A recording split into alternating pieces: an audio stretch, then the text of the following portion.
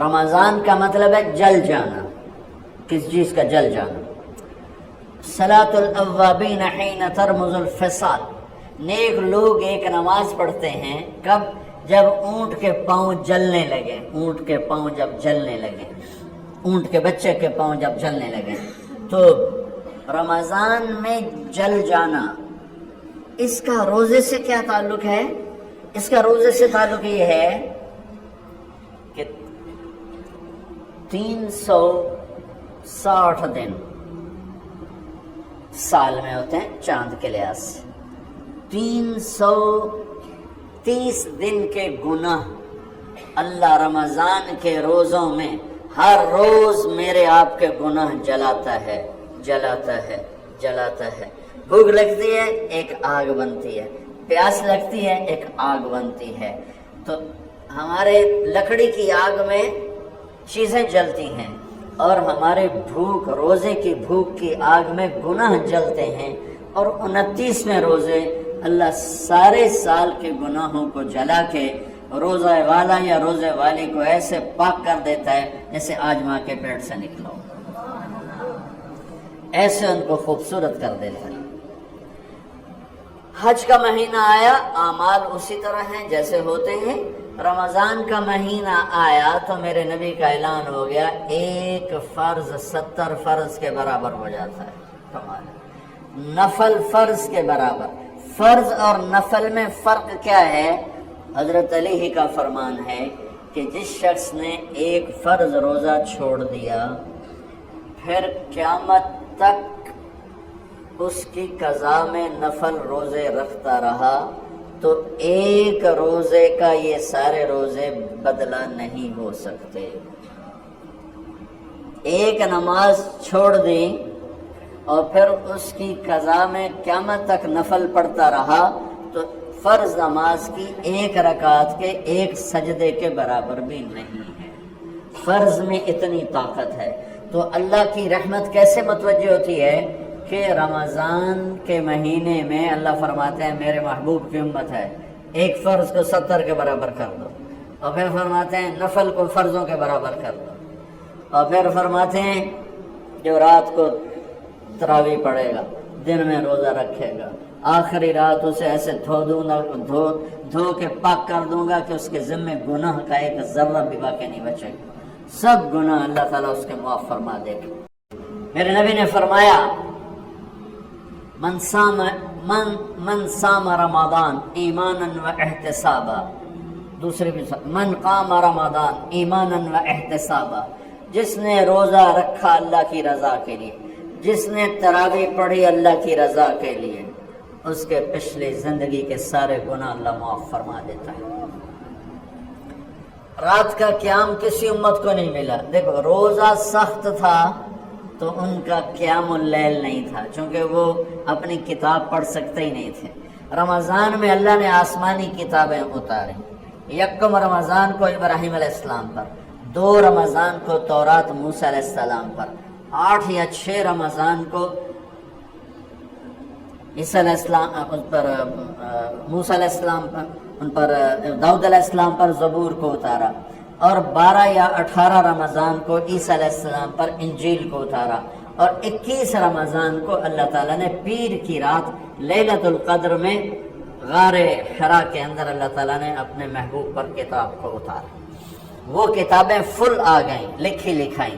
قرآن فل نہیں آیا، قرآن صرف ایک سورت کے 19 الفاظ آئے بس، اور پھر 23 برس میں قرآن اترا۔ کتنے انبیاء ایسے گزرے ہیں جن کے پاس جبریل زندگی میں ایک دفعہ آیا، زندگی میں جبریل ایک دفعہ، اور ایک سے لے کر آگے کوئی تعداد مقرر نہیں ہے، 100 دفعہ 200 دفعہ، لیکن آپ حیران ہوں گے ہمارے نبی پر جبریل 23 برس میں 24,000 دفعہ آئے، 24,000 دفعہ، جو ایک عجب العجائب ہے، عجب العجائب ہے۔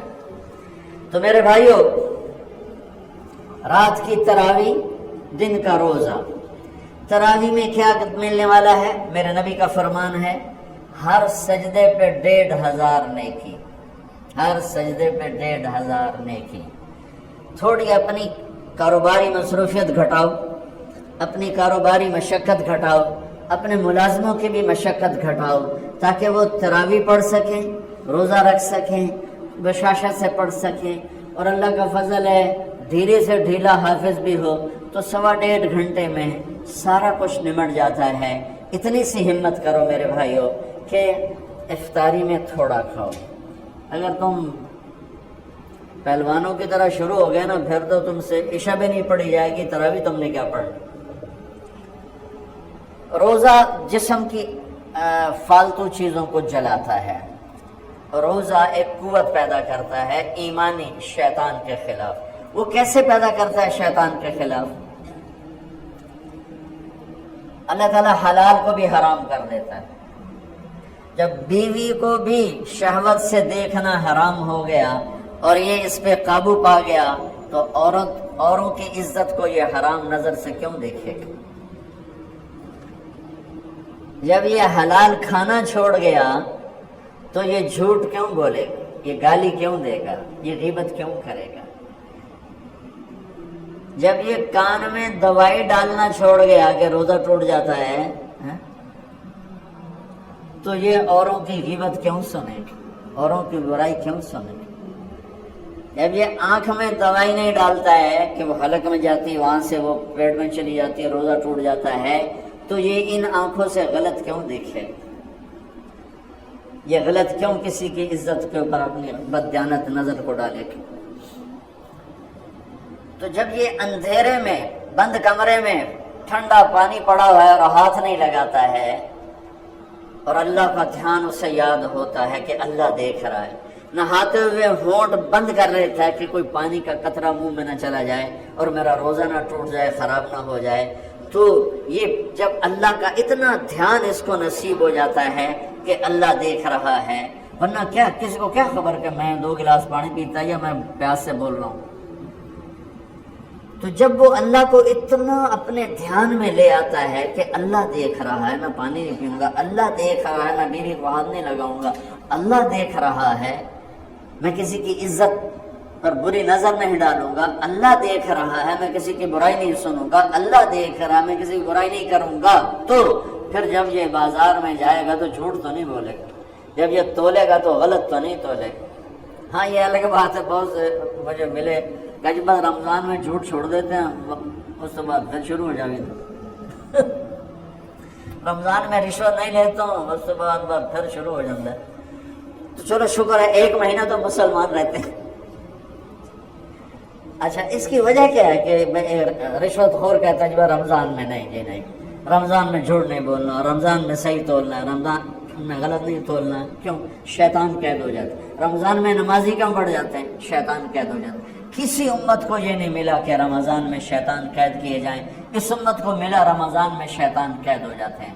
کسی امت کو یہ نہیں ملا کہ رمضان میں جہنم کے دروازے بند ہو جائیں، اس امت کو ملا ہے رمضان میں جہنم کے دروازے بند ہو جاتے ہیں، جنت کے دروازے کھل جاتے ہیں۔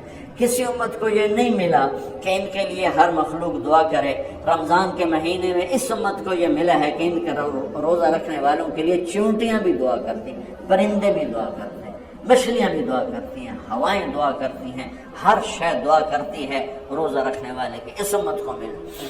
کسی امت کو یہ نہیں ملا کہ آخری رات ان کی سب کی بخشش ہو جائے، اس امت کو ملا ہے کہ رمضان کی آخری رات سب کی بخشش ہو جاتی۔